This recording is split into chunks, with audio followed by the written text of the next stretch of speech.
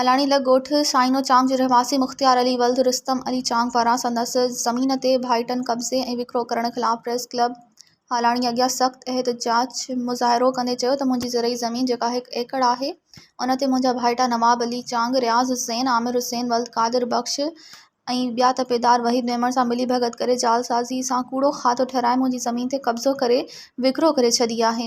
हुन चयो त असांजे वालिद साहिब वटि 2 एकड़ ज़मीन हुई जेको हू जीअरे ई विरासत करे वियो आहे। 2 पुटनि में 1 एकड़ मूंखे ऐं 1 एकड़ मुंहिंजे भाउ कुर्बान अली चांग खे आयो जेको मुंहिंजा भाइटा मथे ॼाणायल आहिनि।